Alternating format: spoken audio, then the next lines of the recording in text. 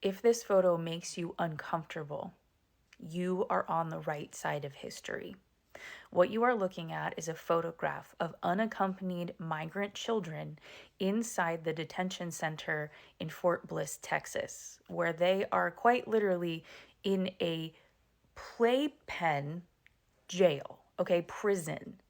They're literally placed in a playpen and told to stay there with nothing really, I guess some aluminum blankets. And if you look in the very back, you'll see that there are guards standing there.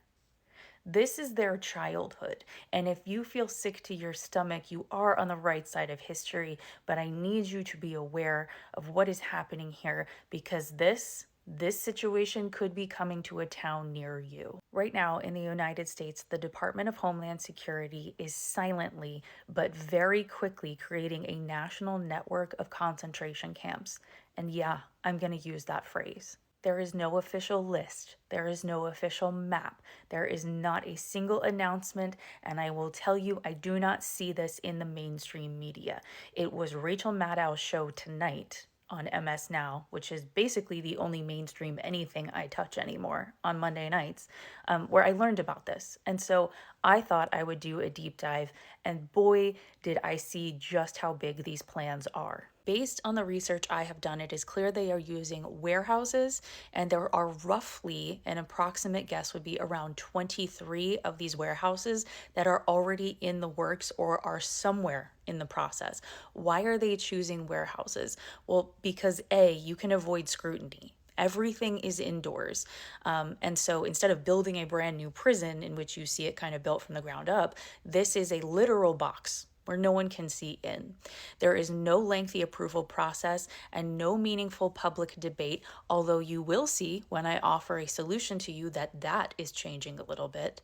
And in some spaces, there is no local sign-off on these warehouse prisons at all. Now, you might be wondering why I have this photograph behind me. It's a historical photograph from the World War II era where Jews are at the time being told that they're being deported by train.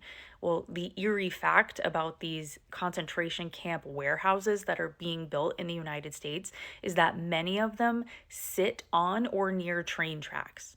Why is that?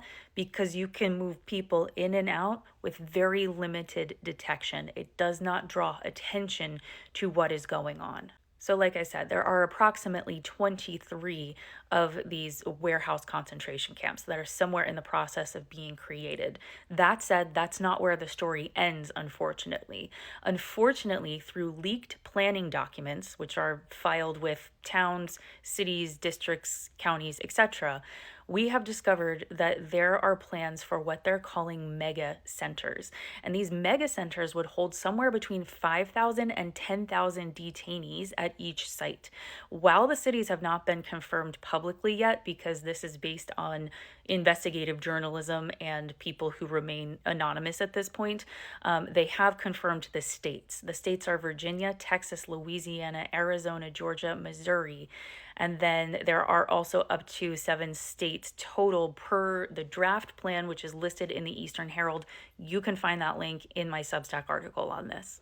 This is really, really scary. I understand that. This is triggering news, this is upsetting news, but I do want to show you that there is a small glimmer of hope here. And that is we are already seeing pushback at a local level. You aren't hearing these stories in the mainstream news, but you are hearing about this at a local level. And what is happening is people are digging into their own public records in their cities or towns. They're making requests to see planning documents, which you can legally do. They're showing up to these warehouses or other sites that are supposed to be turned into these concentration camps, and they're protesting. And while it seems like none of that is really that effective, I will tell you there are a number of stories, which can be separate videos if you'd like, where this public outcry and protest has worked. People have showed up to town hall meetings and everything else, lines out the door insisting, many of them in their Republican and red districts, that they are not going to stand for a concentration camp to be part of their town. If you want to look at all the details, if you want to see the specific ways in which you can fight back, if you want my contact information so I can help you dig for documents to help you see what's going on in your area, all of that information is in the article on my Substack, substack.com/@totalhypocrisy. There's also a link to my link tree, which has my Substack and other platforms in it in my bio here. Please share this far and wide. It's important that we know what's going on because this is effective for only two reasons. People are being silent about it, and they're moving very quickly.